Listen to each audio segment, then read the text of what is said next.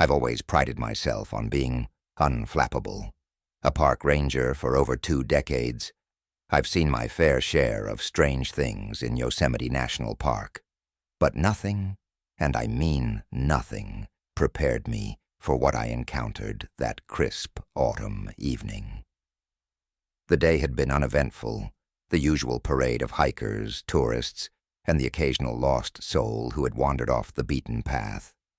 As the sun began its descent, casting long golden rays through the towering pines, I set out on my final patrol.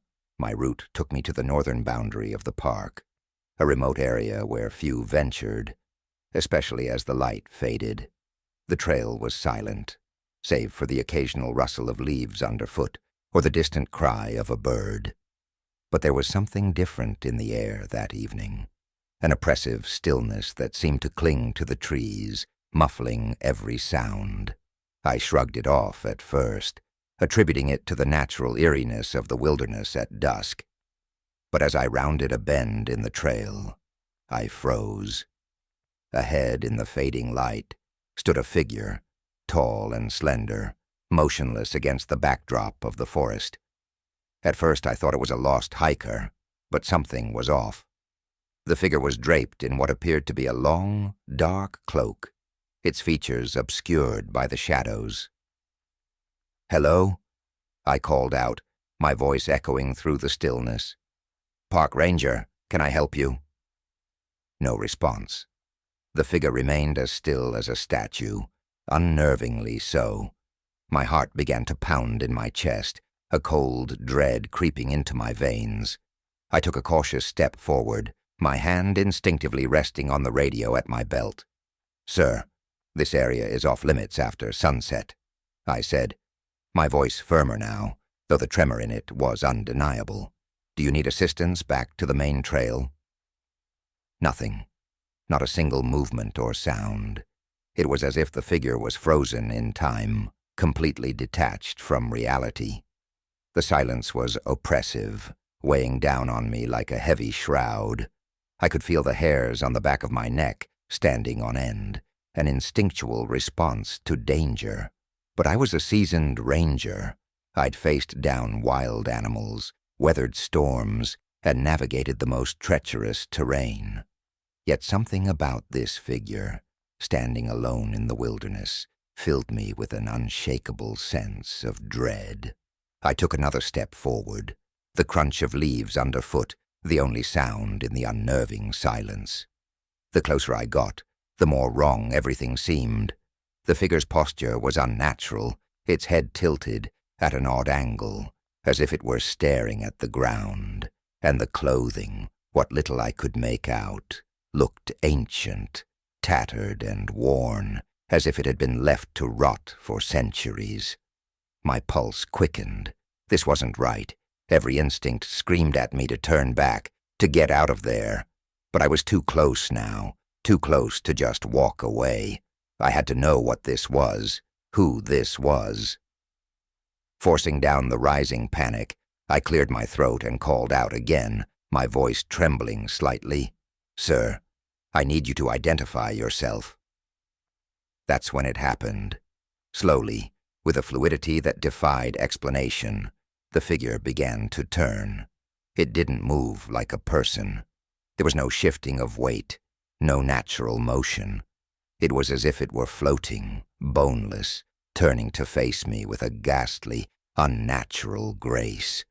My breath caught in my throat as I watched, frozen in place. And then I saw it. There was no face beneath the hood, just an empty void where a face should have been. No eyes, no mouth, no features at all. Just a black, hollow emptiness that seemed to swallow the light, drawing in the very essence of everything around it. My mind struggled to comprehend what I was seeing, but the terror was overwhelming, choking off any rational thought. I stumbled backward, my heart hammering so violently I thought it might burst. I fumbled for my radio, desperate to call for help, but my fingers felt numb, unresponsive. The faceless figure didn't move, didn't pursue. It just stood there, staring at me with that chilling emptiness. The forest around me seemed to close in, the trees looming like silent sentinels, witnesses to my unraveling sanity. And then, as suddenly as it had turned to face me, the figure began to fade. It didn't retreat or move. It just dissolved into the shadows, melting away into the gathering darkness until there was nothing left. I was alone on the trail, the silence deafening, my mind reeling. For a moment I stood there, too shocked to move, too terrified to think. Then, without another second's hesitation, I turned and ran. I don't remember much of the sprint back to the ranger station, just the overwhelming need to get away, to put as much distance between myself and that thing as possible. My lungs burned, my legs ached, but I didn't stop until I was inside. The door slammed shut behind me. I collapsed into a chair, my hands shaking uncontrollably. I couldn't explain what I had just seen. There was no rational explanation, no way to reconcile the events with everything I knew about the world. But I knew what I had witnessed. Something was out there in the shadows of Yosemite, something beyond comprehension, beyond the natural order of things. The following days were a blur of restless nights and anxious patrols.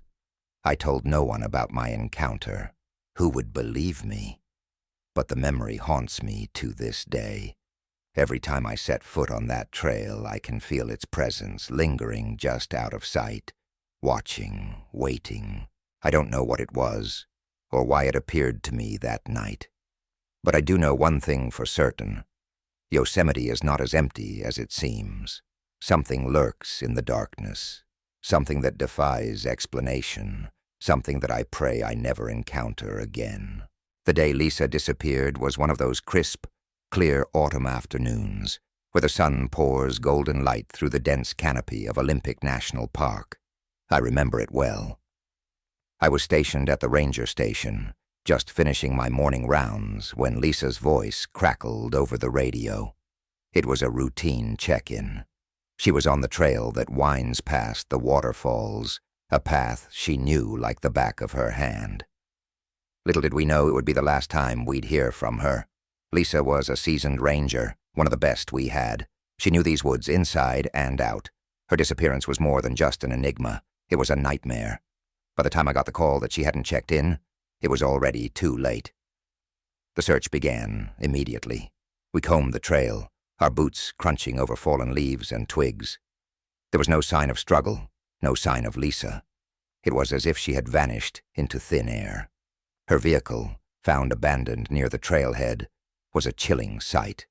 The driver's side door was wide open, the contents of her life left untouched. Her phone, wallet, keys, all of it just sitting there like a cruel joke.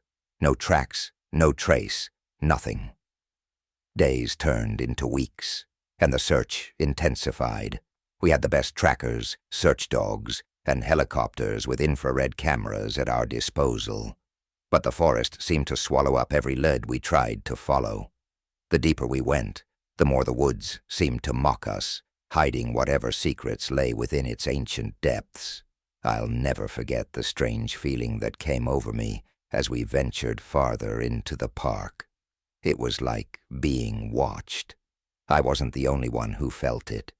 More than once I caught my fellow rangers glancing over their shoulders, their faces pale and tense.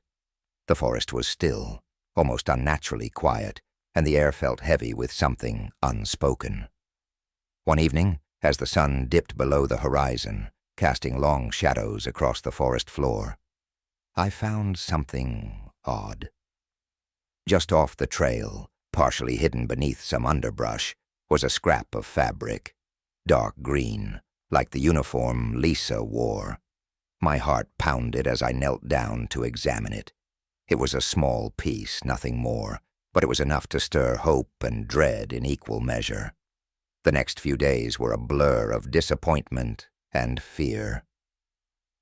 The search yielded nothing more than the scrap of fabric. No new leads, no fresh tracks.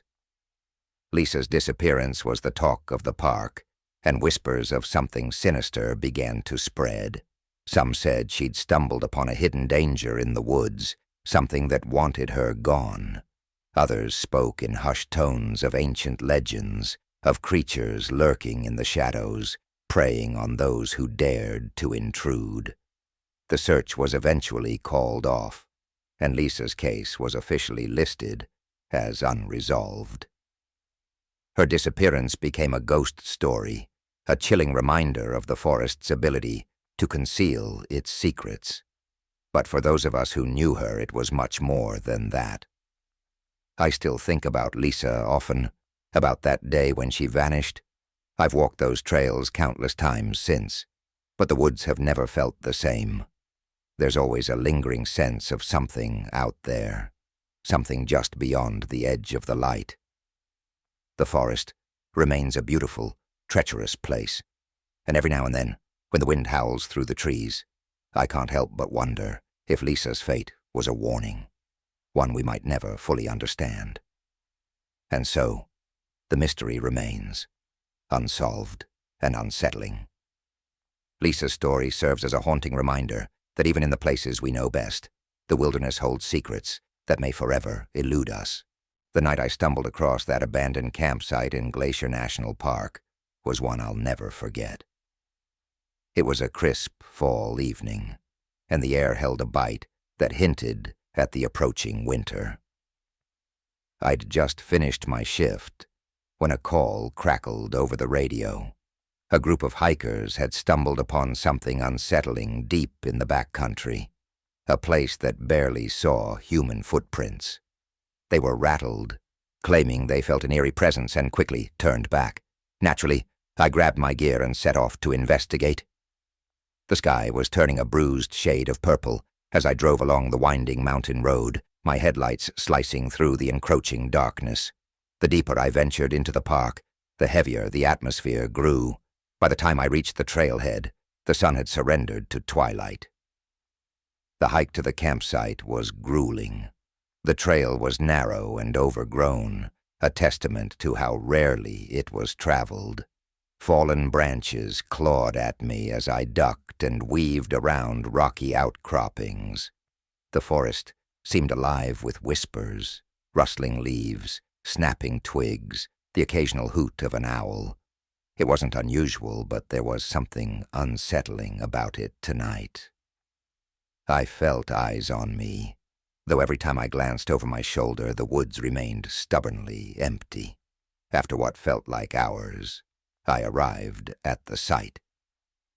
The first thing that struck me was the silence. It was unnatural, a heavy, oppressive quiet that seemed to press down on me from all sides. The campsite was small, barely enough room for a single tent. It looked as if someone had abandoned it in a hurry.